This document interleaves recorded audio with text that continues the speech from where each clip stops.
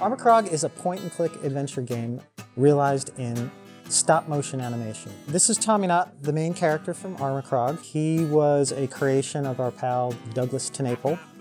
We were getting ready to figure out what our next project would be, and we called up Doug and asked him if he had any ideas. He just started sending drawings and drawings and drawings, and it was really great stuff, and Tommynaut was the character that came out of that.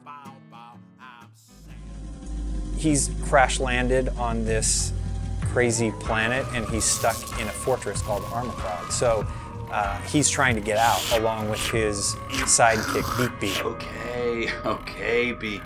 Tommynaut, the character, is an astronaut. He's someone that's aspiring to be a hero. He tends to move in what he thinks are heroic poses. So he'll strike a pose because he's seen it before and seen other people in heroic situations act that way, but he's not really feeling it from the inside. He's the kind of guy who is not quite where he'd like to be in terms of his status as an astronaut. Yeah, this does not look good.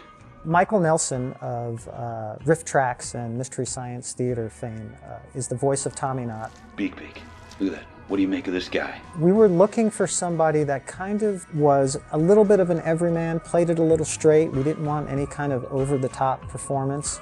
And it's actually a really nice counterpart to Tommy's pal Beak, who is Rob Paulson. Ooh, an omelet. We had worked with Rob in the past. He always brings so much to the table in terms of personality and even content. I don't think our pod insurance is gonna cover this. Our deductible is nuts too. Beak is Tommy's blind alien dog, but he's actually his best friend.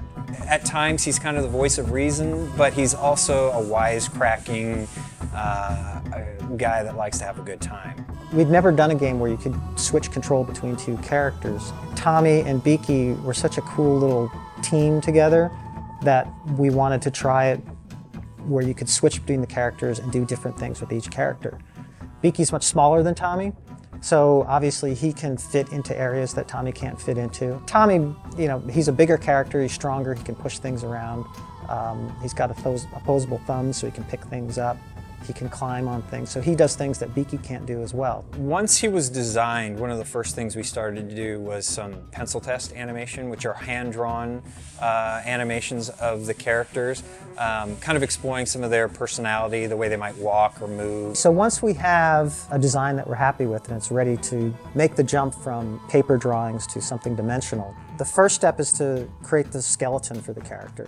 So in stop motion, inside these characters are little skeletons called armatures. We'll design these armatures to fit the proportions of the character that we have in the drawing.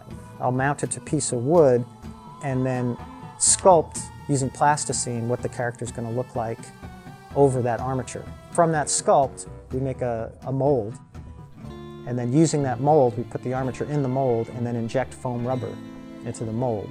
And when that dries, we paint it with this special, it's called Pax paint. And you get a character like this.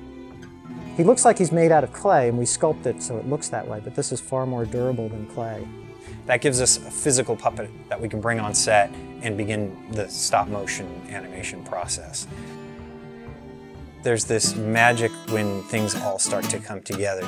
You've done your animation, you've done your backgrounds, you're putting it in the game, you're seeing everything work together, and it's fun, and it's interesting, and it looks unique.